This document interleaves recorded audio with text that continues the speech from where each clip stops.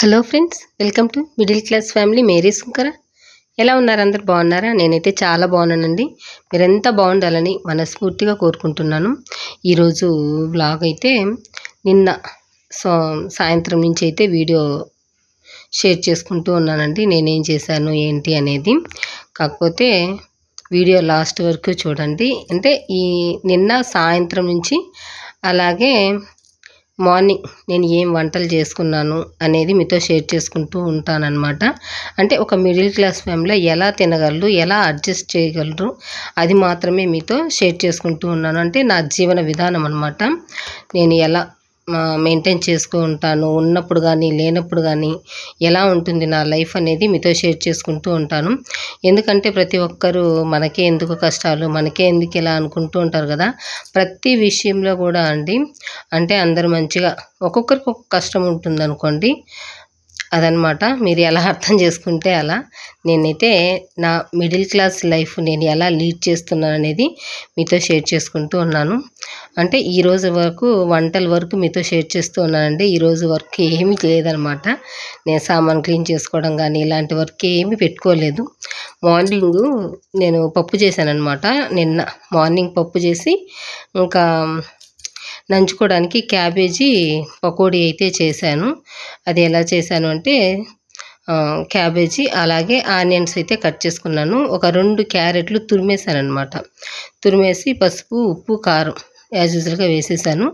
ఆ తర్వాత ధనియాల పొడి, జీలకర్ర పొడి 2 మిక్స్ చేసిన పౌడర్ అనేది ఒక 1 స్పూన్ అయితే యాడ్ చేసేసి మంచిగా మిక్స్ చేసేసి కొంచెం శనగపిండి ఒక్కటే యాడ్ చేశాను. యాడ్ చేసి మంచిగా ఒక మనకి ముద్దలాగా వచ్చేలాగా కలిపేసుకొని ఇంకా ఫ్రై చేసేసి మార్నింగ్ పంపించేశానండి. క్యారీ కట్టి మా పిల్లల్ని, మా ఆయనకి, మా బాబుకి పకోడీ ఒక వాయి అయితే చేసేసాను.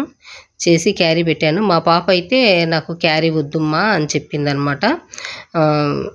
వేరే చోటుకైతే వెళ్తున్నారు.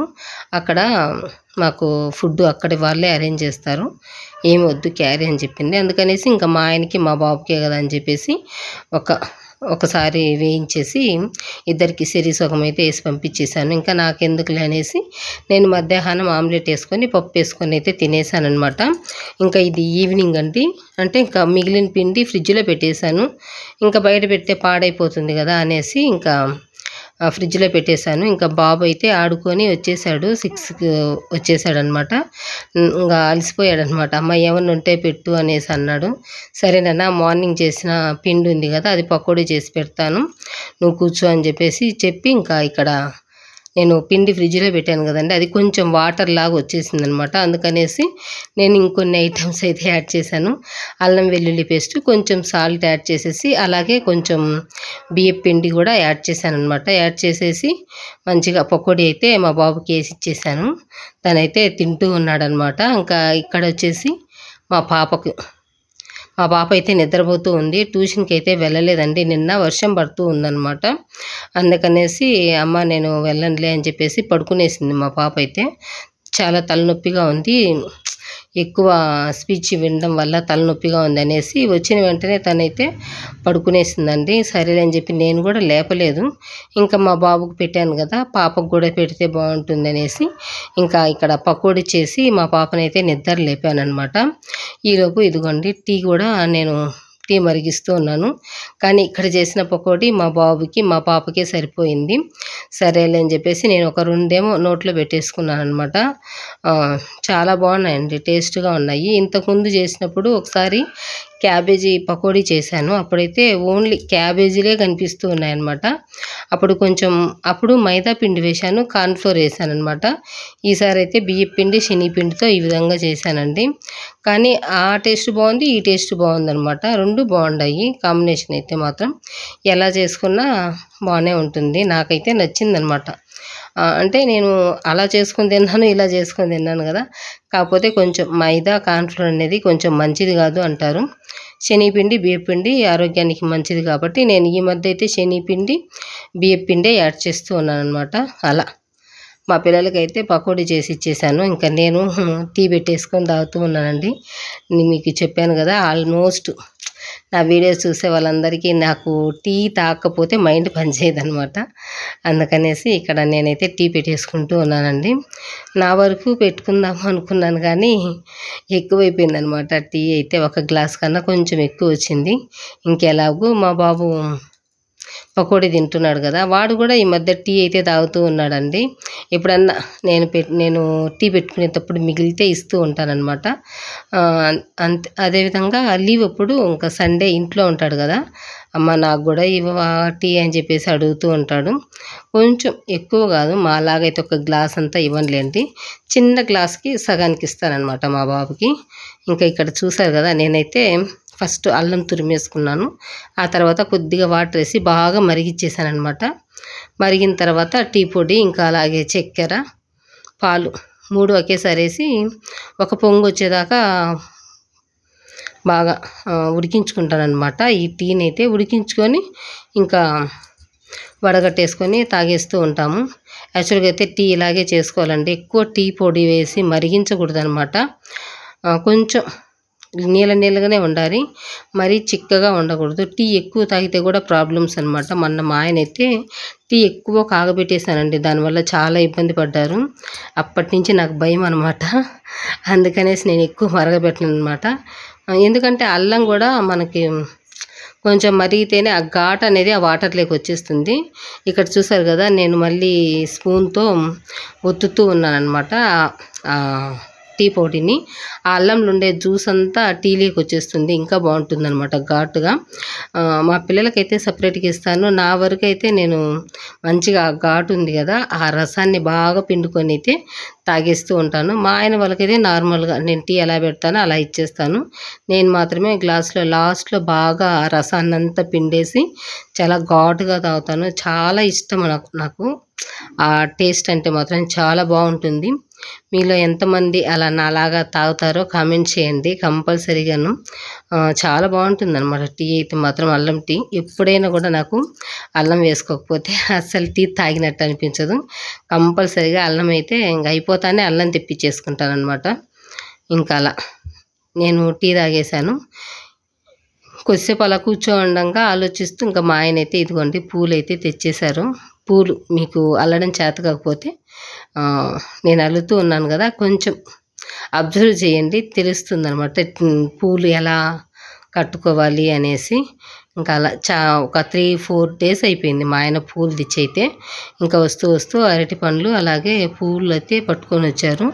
ఇంక యాజ్ యూజువల్గా పాలు పెరుగు అనమాట. ఏమి కావాలంటే ఏమి అవసరం లేదు, పాలు పెరుగు తీసుకురా అని చెప్పాను. ఇంకా మా ఆయనకి గుర్తొచ్చి పూలు అయితే పట్టుకొని వచ్చేసారండి, ఒక 1/4 కిలో. మామూలుగా అయితే ఇక్కడ రోడ్లో అమ్ముతూ ఉంటారు, అక్కడ ఒక 100 గ్రాములు తీసుకుంటే కొంచెమే ఇస్తారనమాట. అసలు తూకం అయితే చాలా తక్కువగా ఉంటుంది. అందుకనేసి మామూలుగా ఈ దారిలో వచ్చినా కూడా మేము అక్కడ కొనము, మార్కెట్ దారిలో వస్తేనే మా ఆయన తీసుకుంటారనమాట.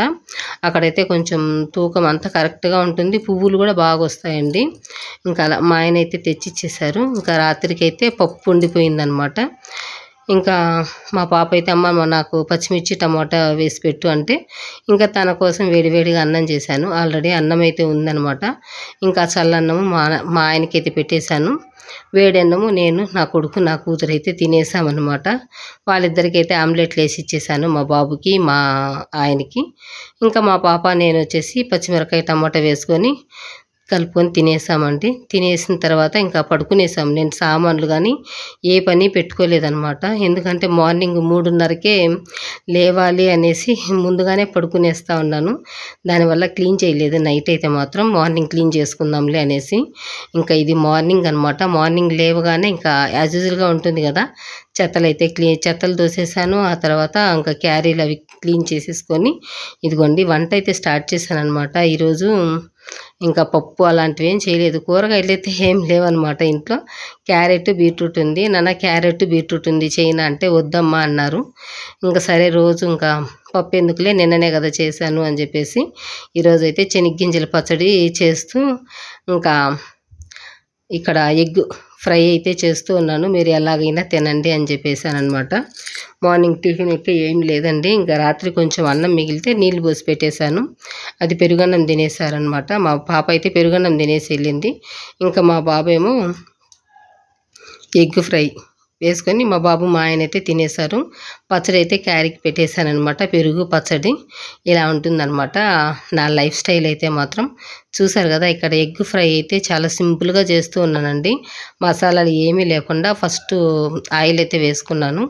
ఒక 2 టేబుల్ స్పూన్ల వరకు ఆయిల్ వేసుకొని అలాగే కొంచెం అది హీట్ అయిన తర్వాత జీలకర్ర యాడ్ చేశానమాట. యాడ్ చేసి ఆ తర్వాత పచ్చిమిరపకాయ, కరివేపాకు, పచ్చిమిర్చి 2 వేసాను, కరివేపాకు 2 రెమ్మలు వేసాను.